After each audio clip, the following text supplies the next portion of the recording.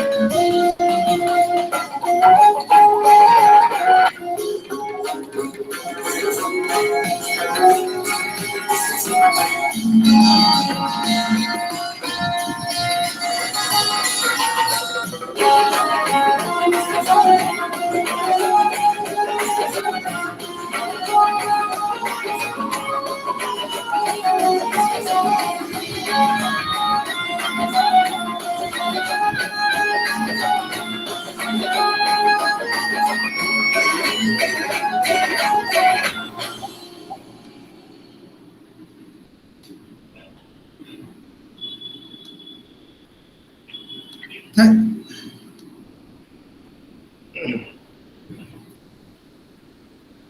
thank you, everyone. Without wasting any time, over to you, Kishore Chandra Meher sir, for the brief introductions about the book files. Okay, thank you, Sarvesh sir. First of all, namaskar to all of you. Now it is a great moment for all of us. Bibliophiles introduces the first lecture and the book introduction. And today's book would be introduced by Dr. Sujit Pushet. Actually, the idea behind this particular platform as you know that because of the pandemic that it's very difficult to get together physically. And many of us are buying books, but we all are reading alone. It's very difficult to share our ideas. So to provide a kind of platform, to the serious readers, those who buy books, read books, but they won't get the opportunity, the right platform to share their ideas or their reflection, we designed this particular platform, Bibliophiles. And this bibliophile is created in memory of Dasarathi Patnaik Dasya Aja. He is, that iconic figure who has been working hard, who did really work hard for setting up Gramin Pathagar and all that. So book has no any substitute. Book has no any substitute.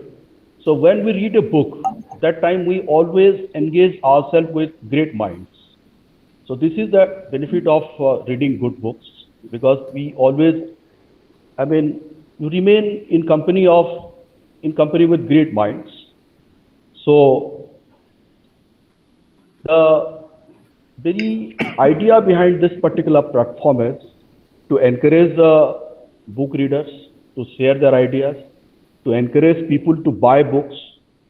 In fact, it is just like a moment to motivate people back to book. So I welcome all of you, and it is encouraging to all of us that Shashi Bhushan Rath sir has also joined with us to encourage. Prabhat Singh sir has also joined, our former Lok Sabha MP. So with these few words, once again I welcome all of you. Over to Sarvesh sir. Thank you, Kishore sir. As I have already mentioned you, today's book, Restless as Mercury, it is our first lecture series. In fact, it is a monthly lecture series. So today's guest, we are honored with distinguished author and academicians, Dr. Sujit Kumar Pruset. After earning an MA, MPhil and PhD from Center for Political Studies at JNU, New Delhi, served as faculty in prestigious institutes like National Law School, Bangalore, Indian Institute of Management, Indore, and Indian Institute of Public Administrations, New Delhi. He has done a very certified course from University of Oxford on poverty and trained from UN Habitat Israel. He also served as an expert committee in Kerala State Council for Science and Technology, Government of Kerala, as a regular columnist in National, both English and Odia Delhi. He is well-known authors in both languages. So today's Gandhi's autobiography is famous for honesty and his acknowledgement the mistake on his narrations and his veracity. So let it be known that we know about autobiographical observations made almost incidentally on the course of its speech and writings. So this book primarily, it is another supplement to understand the different perspective and insightful about the great Mahatma Mohandas Karamchand Gandhi, about his life, the younger life to the adult and to the later stage of his life. So without wasting much time, I am welcoming and over to Dr. Pruset. Thank you very much. Namaskar to everyone and good afternoon to everyone also. It's a very heartening opportunity. It's a very honored moment for me to speak before the enlightened audience here. Every single person, every single dignitary present here, they do have the inclination for the books, they do have the inquisitiveness for new learning, and one of the most important striking feature has been that they are all Gandhi lovers. So today we'll start with these presentations or discussions on the book called Gandhi, Restless as Mercury by his grandson Gopal Krishna Gandhi. But before going into the formal way of discussions, I would prefer to pay tribute to the Gandhiji, and what could have been the more appropriate time than today itself, when we are talking about this sedition law or the repealment of the sedition law, which Gandhi started doing opposing almost in 1921 in the month of March, when he wrote 3 articles in Young India, which led to the discussion on the sedition charges on him. So just it's 100 years, just a strange coincidence that today in the month of July 2021, after 100 years of that sedition of Gandhi, we are discussing on Gandhi's policies. So that I think this is one of the most appropriate coincidence with the bibliophiles initiating a lecture series on different issues. And the first lecture series is on Gandhi himself. So it's just a strange coincidence of 100 years that today even the Supreme Court is going to strike it down with very vehemently on the sedition law. That is more important for us. So this is a new book that has been launched in the month of March 2021. And the publisher of the book is LF New Delhi. LF is one of the prestigious publication. And the author himself is none other than a celebrated author.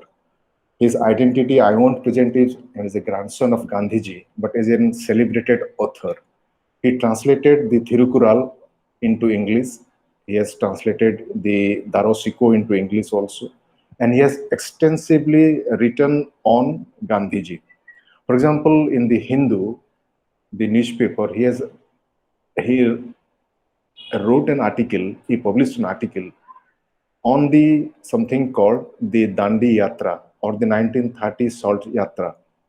And he used a term, sui generis, means it is the one and only one and very unique. And Gandhi's hallmark, Gandhi's classic touch were visible in the 1930 Dandi Yatra. Now he is saying that this sui generis element of Gandhi's struggle against the British, it led to his emergence as the global leader. Next point, he introduces Gandhi in his latest book called Gandhi, as a person who is restless as a mercury. Now everybody is very inquisitive, everybody is very, very interested to know that what is the secret behind or what is the objective behind terming the book as restless as mercury. The author is quoting Gandhiji's own sister, who is relatively lesser known. She is saying about her brother as a child that Munia, the household name of Gandhiji, Munia has always been restless like a mercury. So the author has picked up from that quotation and using it in the book itself. So why he would be restless? Now, if you look at the entire journey of Gandhiji, he used to be restless about one thing that is called the punctuality, integrity, and truthfulness. That's why he has always been a restless soul. So in the beginning of the book itself, the author is starting the book or beginning the book with this statement that Gandhi himself is a restless as mercury right from the beginning of his journey as a child till 1940 when he was assassinated. So if you look at to the division of the books, the dissection of the book in terms of the chapterization, in terms of how he is unfolding the story before the readers, that's most important for an author. As an author, he is unfolding the story before the readers into 6 chapters. And all chapters are historically divided right from 1869 when Gandhi was born and till 1915 when he is coming back to India. So this stage is being portrayed in the book called Restless as Mercury. So the author is trying to make a rapport with the readers with an historical approach along with certain creativity. The creativity means he has chapterized or he has divided the book into different chapters and he's not calling them as chapters, rather book. Book 1, book 2, book 3, book 4, book 5, book 6. And the most important element of the book is that it has become a supplementary to the classic book, My Experiments with Truth by Gandhiji himself. So the very first statement of the book itself says that Gandhi's classic work, My Experiments with the Truth, is famous and is also famous for its incompleteness, means it abruptly ended in 1920. But Gandhiji continued to write beyond 1920 in different magazines, different periodicals, and different occasions also. He spoke on different occasions. So as an author, Gopal Krishna Gandhi has collected all the discrete writings post 1920s and interpreted in his own way, means he has incarnated himself as Mahatma Gandhi, the persona. So what has happened? The classic book, My Experiments with the Truth, has got a sequel, almost like a sequel, or it is supplementary. Instead of saying sequel, you can call it a supplementary, means a reinterpretation to what Gandhiji has already told. So the fill in the gap by the author, which has made him a little distinct, that what is his best contribution as a book? It is the narrations, that where Gandhi left, he collected all the figures, all the statistics, all the data, all the information, all the incidents, all the anecdotes, which was presented in a very discreet manner here and there, and brought it in the same language which Gandhi has written in the My Experiments with the Truth. So Gandhi is writing as a first person, means he is writing, I went to Africa, I went to England, etc., etc. In the same tone, our present author, Gopal Krishna Gandhi, he is writing the same way, means he is using Gandhi himself as the person himself. Means he is writing, I was born in Porbandar, then I went to England, etc., etc. So this is the uniqueness of the book itself.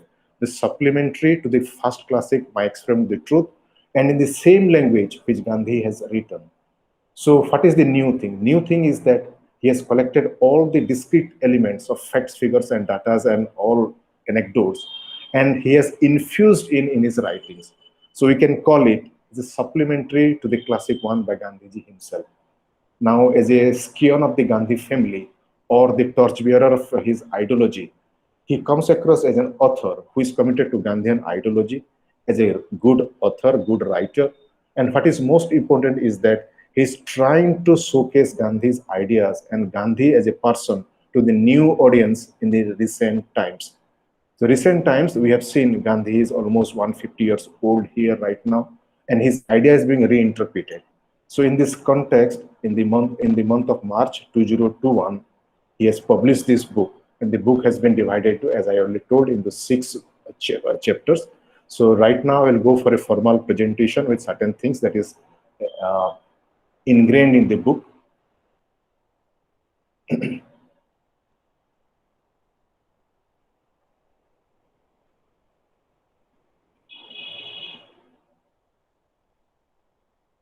Right now, you can see, I think, certain things are visible on the screen. Sarveshwar?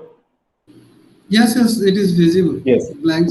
I'll go for a very formal presentation. Very warm welcome to all of you. Once again, a brief introduction on the book itself. We'll go to the formal presentation. I welcome every single one on the book presentation called Gandhi, Restless as the Mercury. You can see the book, the first picture or the cover page of the book. Then this is the term, or this is the title of the book, Restless as Mercury. This is book review, and my name is Sujit, has already been introduced. I welcome once again. And this is the book, and the author name is Gopal Krishna Gandhi, as we have already being shown on the screen itself. Gopal Krishna Gandhi, and former administrative officer in the cohorted Indian Administrative Service. And he is the son of the 4th son of Gandhiji and the daughter of Chakravarti Rajgopalachari. So Gopal Krishna Gandhi, being an administrative officer, he also served as the governor of West Bengal, and he left his mark as an ideal administrator. Now coming to the book has been divided, as I have already told. It's the book 1 to book 6. The contents, as it is mentioned in the book, you can see on the screen itself. The book 1, 1869 to 1888. The book 2, 1888 to 1896. And please remember here, I'll introduce the year 1893. 1893 is supposed to be the most sacred year, most momentous year of Indian history, rather world history. So Gandhi was making his journey from Mohandas Karamchand Gandhi, 1893, he was sailing towards Africa, which is also mentioned in the book itself. So you can see in the second book on the screen that to South Africa, chapter number 7, and becoming a South African. So it's an Indian interlude that has been mentioned also. So 1893, another gentleman called Swami Vivekananda also was sailing towards America in order to establish the pride, the glory of India across the globe. Same thing with Mohandas Karamchand Gandhi. He was almost like on the verge of changing the world history. 1893. 1893 happens to be the another year where another gentleman called Sri Aurobindo Ghosh was returning to India from England. So we can see here almost like the destiny is playing a big role in the shaping the socio-cultural and history of not only India, but the entire world. But the instrument was the theater called India, the Indian soil. So 1893, this most important thing in the Gandhi's life also. So the significance of the book, which the author is saying, that he is trying to portray, rather he's trying to strike a balance between Mohandas Karamchand Gandhi as an individual and Mahatma Gandhi as the celebrated or a person with a big halo around him.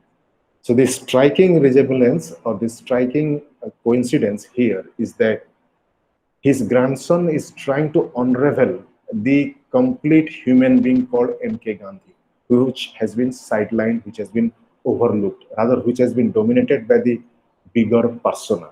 So in an interview in the month of March 2021, in an interview to NDTV, he said that my idea was to bring out the original man who was brutally honest and was brutally committed to integrity.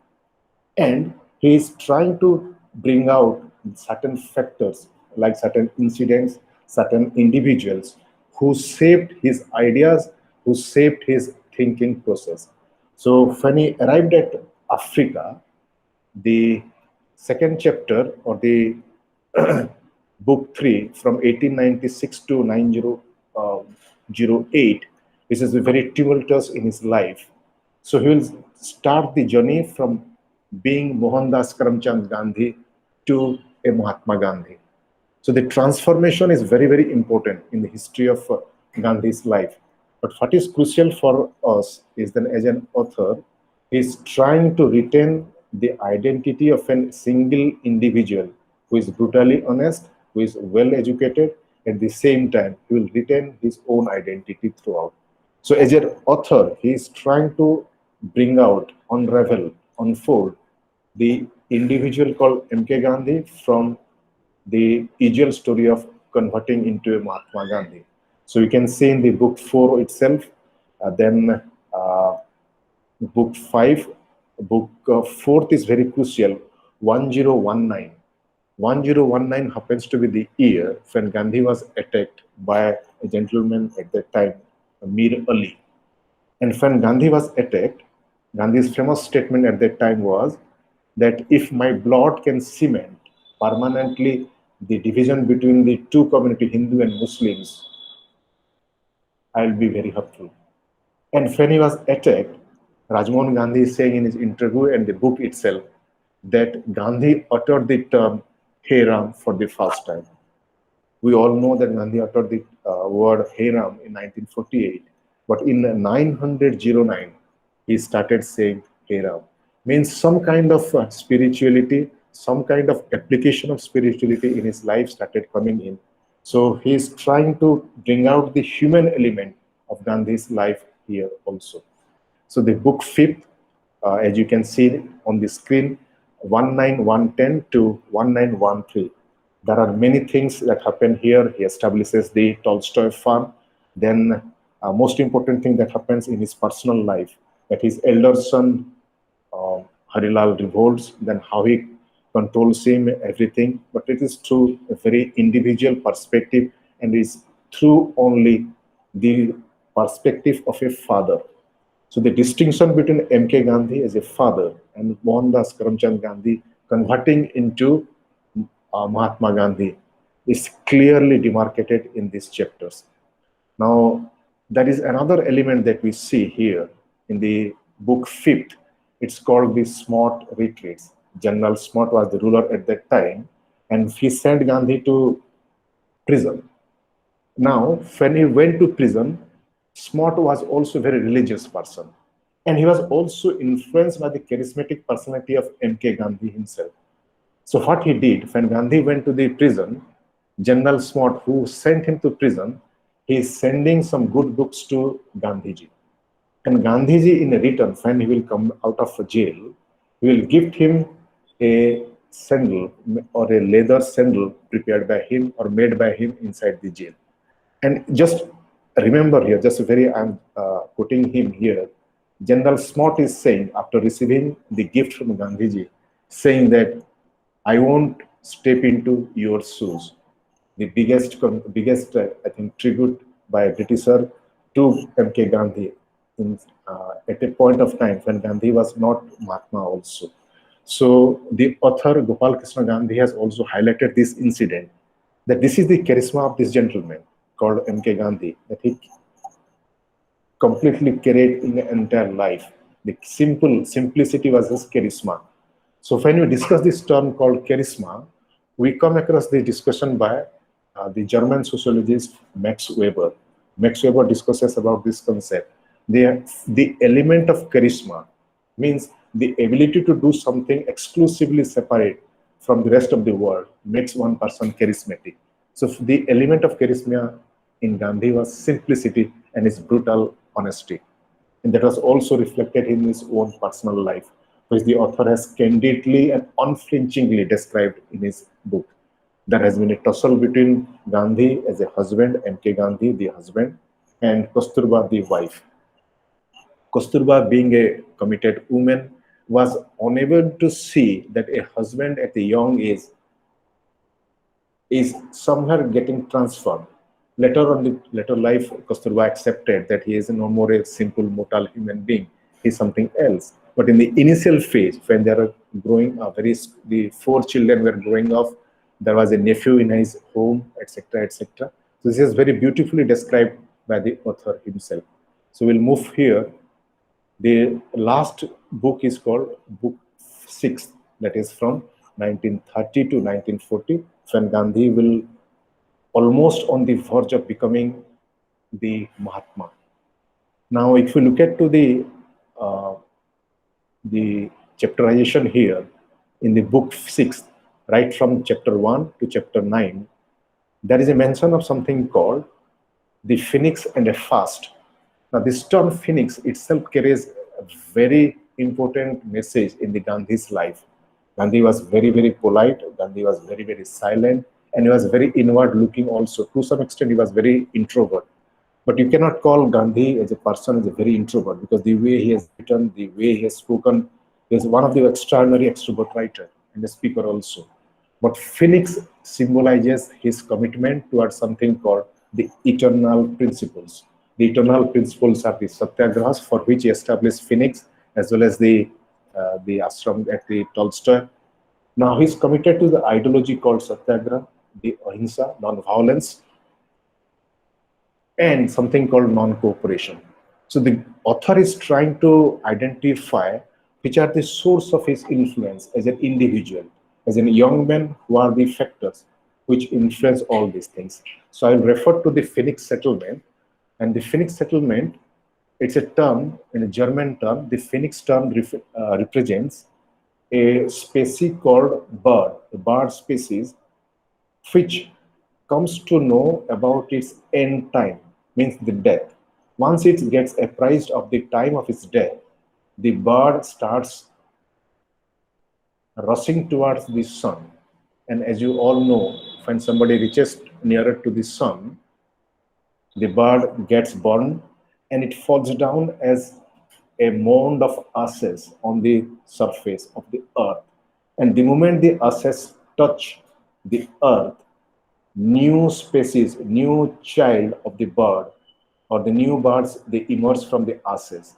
So it's a Phoenician rise also. It's a symbol of something called the victory of death, the victory of life over death, the victory of immortality over mortality, the victory of eternal principles of momentary principles, and the victory and the journey of the eternality that Gandhi expected, the principle of ahimsa, non-violence, and satyagraha committed to this truth. It will remain forever till the time eternity. So Gandhi picked up the term phoenix deliberately. So he's writing in Young India also. Then I could have gone for an Indian term, but phoenix appealed me more than anything else. So you can see the influence of Gandhi from the entire world itself. So Gandhi is not necessarily confined to Indian context only. So he was very universal in that one, which the author is also Gopal Krishna Gandhi is saying. Now, the next point that I will highlight is the relationship between his different ashrams, Phoenix, then the Tolstoy farm. The Tolstoy farm, he will meet one of his colleagues, Mr. Kellenbeck, that we must have seen in the many of the photographs. Then in the Phoenix settlement, he used to settle with other people like Henry Pollock and Millie Pollock.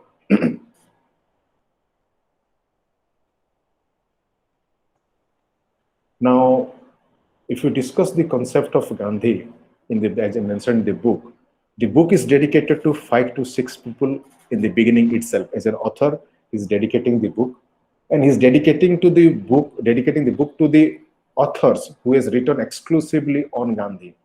The very first person who wrote on Gandhi, when M.K. Gandhi was simply a Mohandas Karamchand Gandhi barrister in Africa, his name is J.J. Doak. J.J. Doak wrote a book, M.K. Gandhi, an Indian patriot, almost in the year 1908. The second person who wrote extensively on Gandhi is very important person. Name is Millie Pollock, the wife of Henry Pollock. And Henry Pollock and Millie Pollock, they shared the residence with Gandhi almost from 1904 to 1906. And Gandhi was influenced by both Pollock, and history has shown that he was so much close to the couple, and Gandhi was instrumental in marrying them off. I mean, Gandhi was the person who arranged the marriage in Africa, because Henry Pollock's father was opposed to marrying his son Henry to Millie Pollock. But Gandhi invited Millie Pollock to Africa. He received Millie Pollock at the station, then he arranges the marriage. So Gandhi always is trying to show a person who is a very simple man, but yet certain identity and these things. So Gopal Gandhi is trying to unravel that element in a very beautiful manner. Now, there are many incidents in his life that has happened. As I was mentioning, he's dedicating the book to the different authors. One that I introduced, J.J. Doak. Next is Millie Pollock. Millie Pollock wrote a book, very classic book on Gandhi, Mr. Gandhi, the Man. A lady is writing in 1931. And the other person, I will bring some anecdote here. There are different people, there are many friends who used to address Gandhi as Mr. Gandhi, M.K. Gandhi, Mr. Gandhi from India. The only person who called him Mohan throughout the entire his lifetime is his great friend Dinabandhu C.F. Andrews. C.F. Andrews has so much influence of Gandhi that he used to call him Mohan. And he used to also respond to as Dinabandhu. Now, the human element is being visible in a many different way. And the book is also dedicated to another person called Mahadev Desai, who was the secretary to Gandhi. And later on, Pyarelal, these names are mentioned in the first page itself. The author could have dedicated the book to Gandhi himself or to somebody else, or C.R. Rajgopalachari. But he is saying that since Gandhi has been popularized by these authors right from 908 to subsequently 900, almost 40, I must dedicate this book to this gentleman who popularized Gandhi, who brought about the human element of Gandhi. And that is also another beauty of this book. Now, the book started with the Mercury as a simile, as restless as Mercury, means Gandhi always remained restless. And he is saying that he was very committed to punctuality and he was very concerned about the time itself. So there was a small watch also on his waist. So there are different issues, anecdotes. The book is full of anecdotes where the normal books do not reflect. For example, Gandhi relation with, let's say, Miraben. Miraben, British woman, comes to India, all these things, and he becomes the adopted daughter of Gandhi. Now the spiritual of journey of Gandhi has started, and he has become the father of the British woman. And Gandhi, when he was in Africa, the other element was that he was also very a great aficionado or a lover of football. Many times he used to play football, and he established 2 to 3 football clubs in Africa. And when he started leaving Africa to India in 1915, they gave him certain farewell. And the farewell meetings, Gandhi is speaking about the football as a building character, which helped him to build character, build his committed something called integrity. Now, these are the beautiful part of something called the anecdote, which has helped the books to unravel the Gandhi here.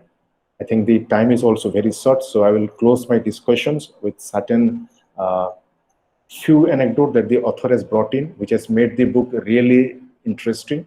The book is almost 350 pages. It's a very voluminous book.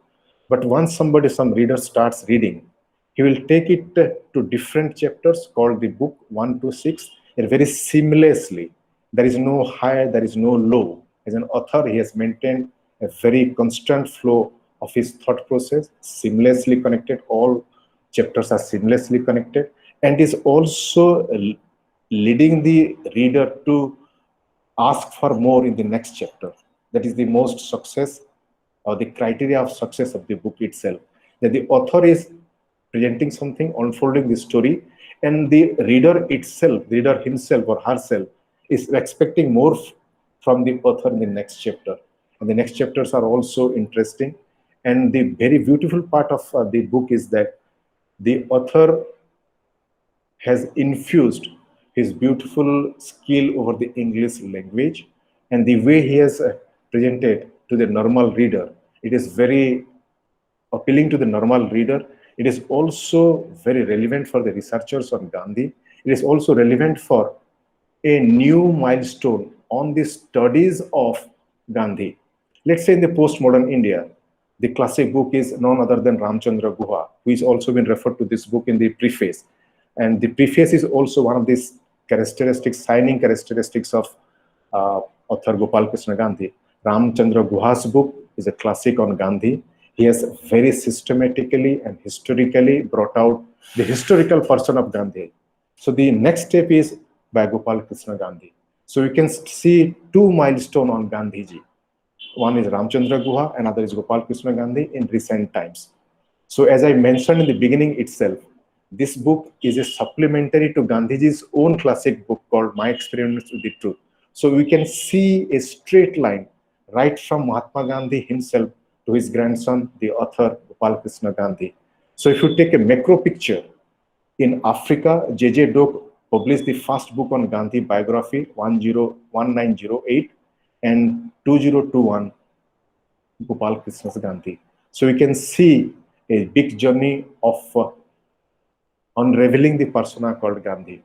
And I will end the story here with certain anecdote, like Gandhi himself sent a copy of his biography when he started letter exchange or exchanging letters with none other than Leo Tolstoy, who influenced him like anything. And he sent a copy of the book biography by J.J. Doak to Leo Tolstoy. Leo Tolstoy also acknowledges after receiving the book, saying that I've come to a new person here. And there are certain African writers who has extensively written on Gandhi. So one person is Fatima Hassin. Fatima Hassin, his book is called The Apprenticeship of Gandhi. So she is saying Gandhi came to Africa as an apprenticeship, as an MK Gandhi, and as you know, African land is full of is known for high quality diamonds, and Gandhiji was one of the precious diamonds that Africa has ever produced. Even Mandela said that Gandhi came as a barrister, and we returned him as a Mahatma Gandhi. The last statement that I'll make here is very, very pertinent for a big tribute to Gandhiji and the big tribute to the individual called MK Gandhi. So Gandhi's transformation is not discussed. It is kept aside. But the MK Gandhi that Fatima Mir Hasim also saying in her book, The Apprentice of Gandhi, she is saying is the best tribute to Gandhi that when Gandhi started sailing towards India in the fag end of 1914 and the early phase of 1915, he had these signs visible on his faces, the signs of a saint which has been sent to the earth by the destiny itself.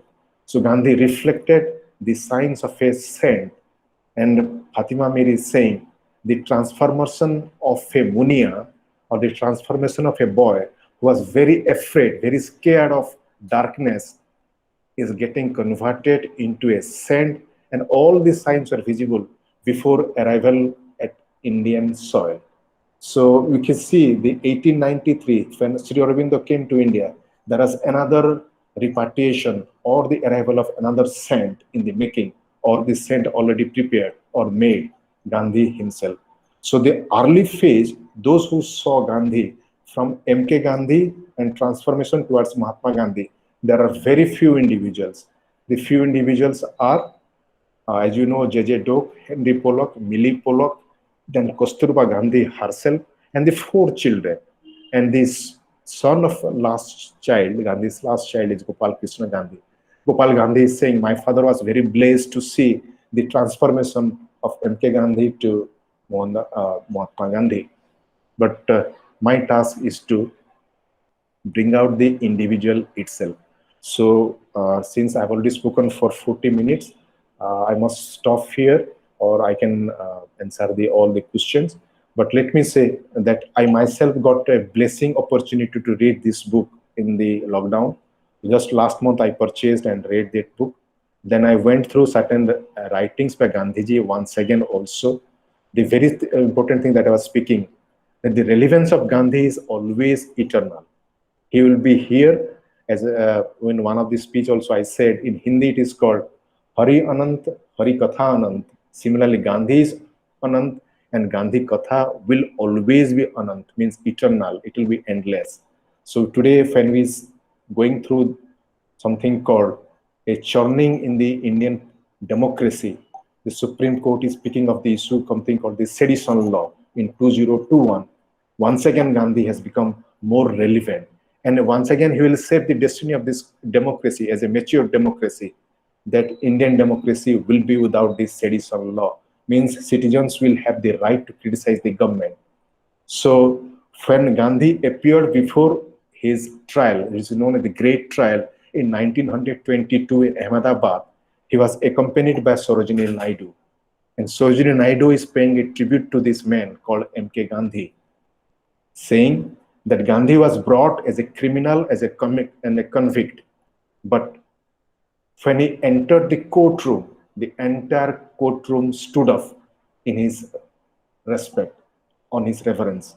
So a convict is being shown in a British court. That can be the best tribute to Mahatma Gandhi. So we'll conclude the discussion here. I must convey my sincere thanks and gratitude to all the eminent persons here, all the elite audience here, all the inquisitive gentlemen here, for their patience, for their support, and therefore patience hearing to me, who has just started knowing Gandhi. So I must convey my sincere regard to Mr. Sarveswar also, who has steered the entire show, and Mr. Dr. Kishore Meher, who's initiated this noble initiative, and all people behind the scene who has made this program successful and make the program fruitful. Once again, thank you very much. I'm here for any question that will be posed to me. Thank you. Thank you, Dr. Sujit Prasad sir. You have really marked and very insightful remarks so far the book is concerned, and the perspective and the how it will be a supplement for the experiment of the truth of the great MK Gandhi. So there are a few questions in the chat box. So, Dr. Simanchal Misra is here only. It would be better if we will directly pose these questions to him. Hello, Simanchal sir. I think, yes. Yeah, Please, very, please. very good evening. Since you asked for the question to be asked through chat box, I put it there. I'm a student of economics. I have taught in the various colleges for the last 35 years, and I am nearing my superannuation in this September only.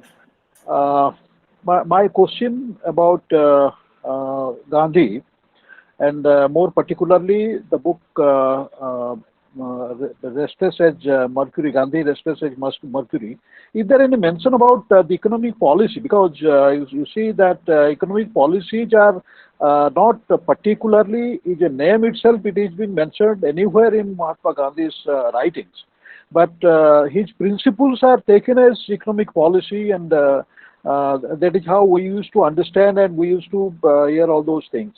So is there any mention about, as I mentioned, about the braid labor and other economic policies that that is referred to? Is there any mention about all these things in his present book that you are referring to?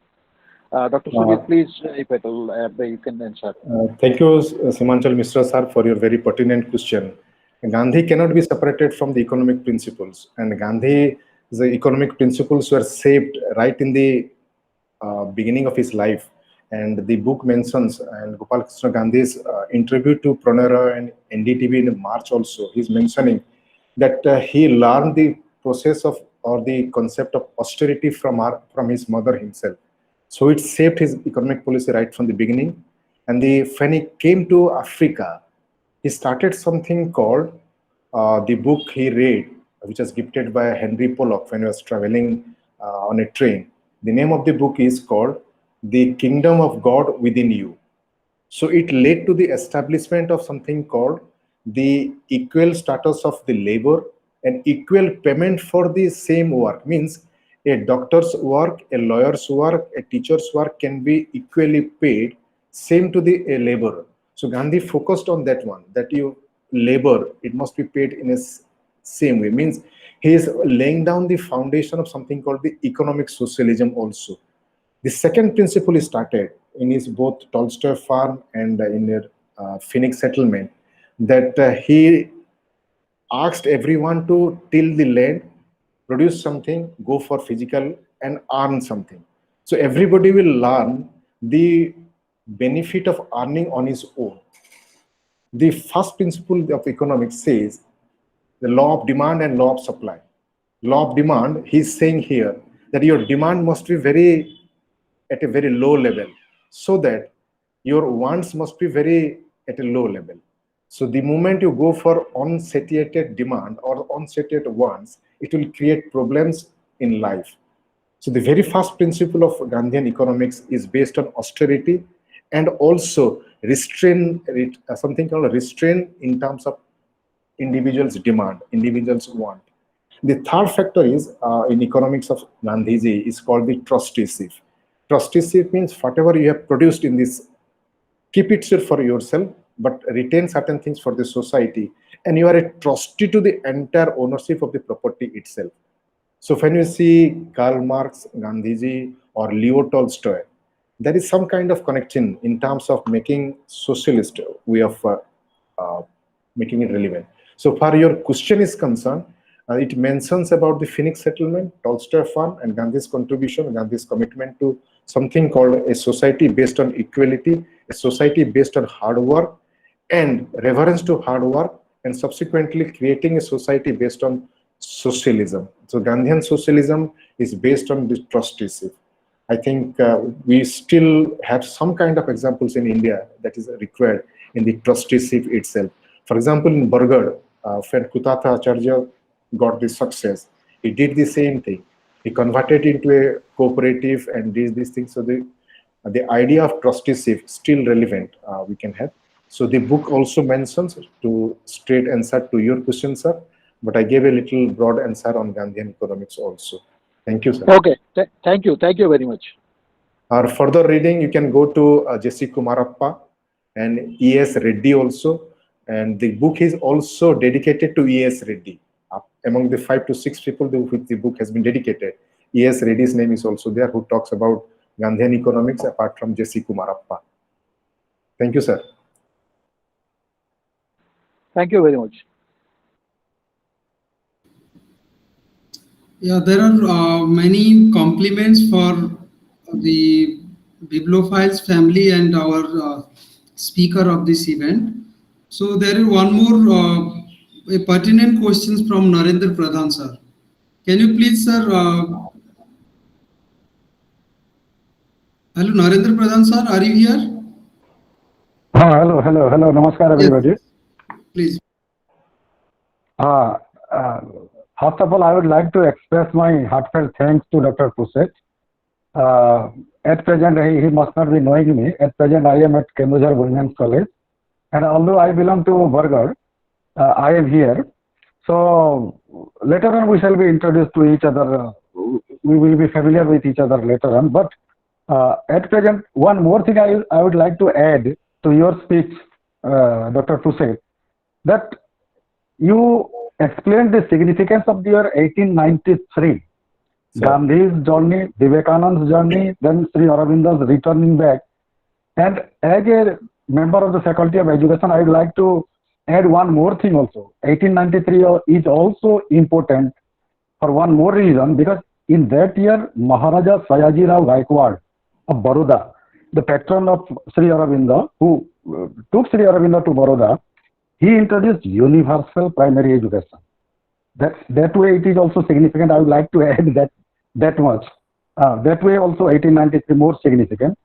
My question was, I will not step into your shoes when General Smoot speaks like this to Gandhiji. Is there anything which makes this statement more significant? Is there anything in the book itself? Can you please explain? Sir, I will refer to that in this book itself. It is mentioned about the Smoot in a very special chapter itself. And General Smoot's interactions with Gandhi, that we can see very immortalized in the film. In the film also itself, it is immortalized. One penny, or he just taking. Yes. We can. He gave some. He lent Gandhi some money and these things, and Gandhi returned these things. And apart from that, Smoot himself sent certain good religious books to the jail where Gandhi was staying. So Gopal Krishna Gandhi is mentioning that the charismatic person was so heavy, or the person called Gandhi, MK Gandhi, Mohandas charismatic, this charisma, it was so simple. He also influenced one of the tyrannical administrator at that time, or the administration, head of the administration, which is tyrannical. He influenced it like anything with simplicity. That is his charisma. So if you look at the conversation between Smoot and Gandhi, which is immortalized in Richard Attenborough's Gandhi film also, that he was taken over completely by Gandhi's persona. Now he is making a statement. The statement is very interesting, that he is making a statement which is more meaningful and is very high tribute to Gandhi himself, that you are giving me a gift, I accept it as a reverence to you, but my highest respect to you, that I won't be able to fit into your shoes. I want to step into your shoes. This is a meaningful word. Means your person is very high, bigger than anyone else. So you are not a simple individual. I'm a simple individual, is smart. I can put in the shoe, but putting on the shoe and fitting into the shoe, the English term is more meaningful. So he's showing his highest respect to his adversary called Gandhi. Yes. Okay. Now it is understood, because General Smoot is making himself more humble before such a big personality. Yes. So that was the thing. And one more thing, one more query, that is about Harilal Gandhi's revolt. Is there anything new in the book itself regarding the cause of the eldest son's revolt against a father? Is there anything significant? These are only two questions of mine. Yes, there is a very specific mention in the book 1 where he's talking about the Harilal's revolt when Gandhi is in Africa.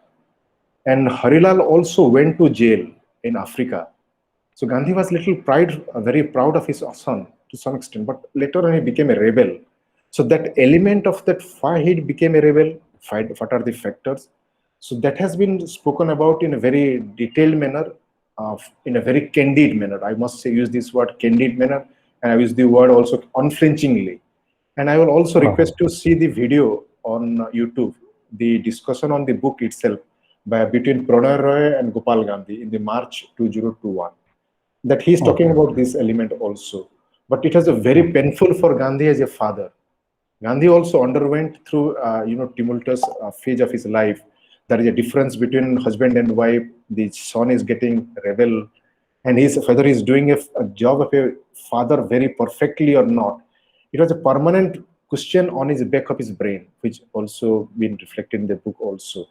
So that's the most important element that has been unraveled here, that is being unfolded here, that individual Gandhi as an individual. And so Okay. far, 1893 is concerned, you made a very pertinent question about Sayaji Rao Gaikwad of Baroda. There is another gentleman who is referred to 1893. 1893 is the birth year of Yogacharya, that Paramahans who wrote the book called The Autobiography of a Yogi. Yogi. And later on, he also met Gandhi at Sabarmati. And there is a chapter in the autobiography of a yogi about his meeting with Gandhiji. That Gandhiji, how he was so brutal towards him, that he, on a Sunday, he has reached the Paramahansa has reached there, and Gandhi is offering him his lunch. And that was the silent day for Gandhi. So he's passing on some writing, and Gandhi has offered a meal to his guest, but he is chewing the roti with something called the neem sag.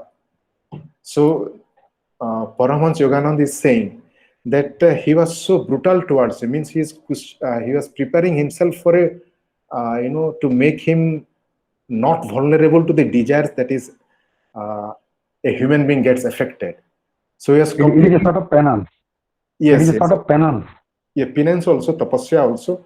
At the same time, he was preparing himself for, very tough life. Means away from desire, the worldly desires, food, be it tasty food or these things. I think that book is very important in so far Gandhi's life is chapter, the autobiography of a yogi. One chapter is on Gandhi also. A photograph is also there. So, Okay, thank you. 89. Thank you, sir. Thank you, Dr. Pusek. Thank you very much. It's a quite pleasure. It is a pleasant experience to listen to you. Thank you very much. Okay, thank you, sir. We have already reached the time actually, because we have very much discipline, because discipline we think that is very much indeed necessary.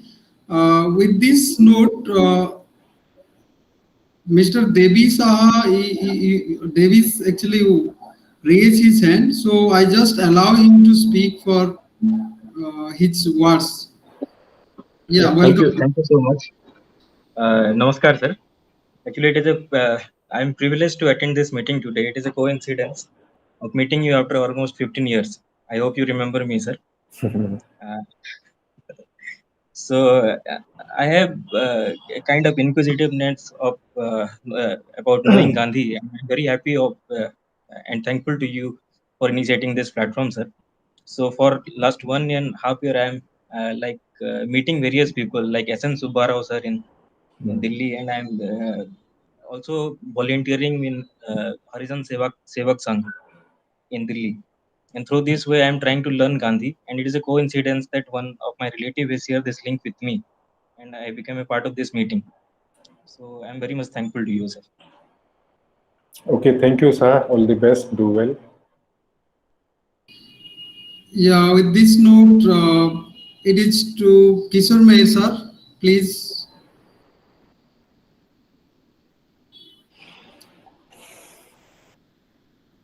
Kishore, sir, are you here?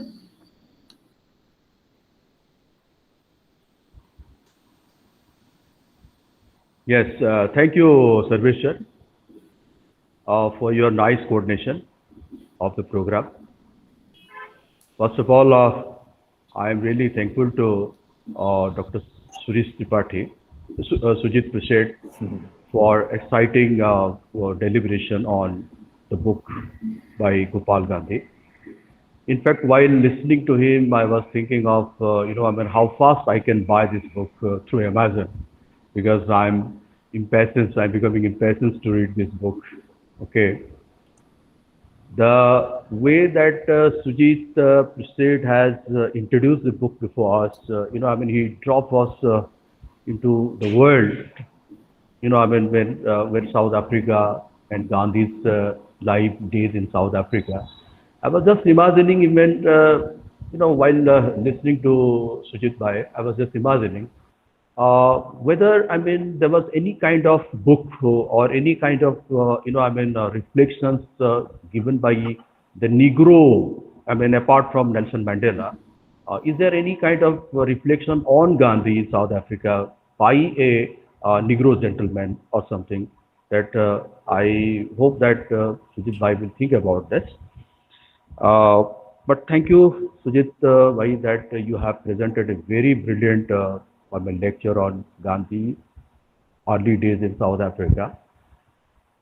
Apart from it, then here the meeting, Sarvesh sir did a lot of good job, by moderating the whole program while sitting in Delhi. Besides, the most important thing is that so many enlightened persons have joined this meeting. Senior persons have joined this meeting, and it was our first lecture, but the type of attendance we have got, the quality attendance that we have got, it is really encouraging, to think of the next lecture. So as I have already said that this is a platform for book buyers and readers, those who love to buy books and at the same time, those who read, but at the same time, they would like to share their ideas with others. So this is a platform to fulfill all those purposes. So I expect and I hope that in coming days, more and more scholars will be coming up and they will be proposing even to introduce the book in this platform. So I am thankful to all the dignitaries, those who have attended this meeting, and I am especially thankful to all our senior, dignitaries, like for example, Rameswar sir, Sasibu Santrat sir, then Prabhas Singh MP sir, and many other dignitaries who have attended here. So with these few words, once again, I thank you, all of you. Hope that you will be extending your cooperation and help in the days to come. We will be open. In fact, if anybody of you like to present a book in our next month, in the month of August, we'll be very happy to provide this platform.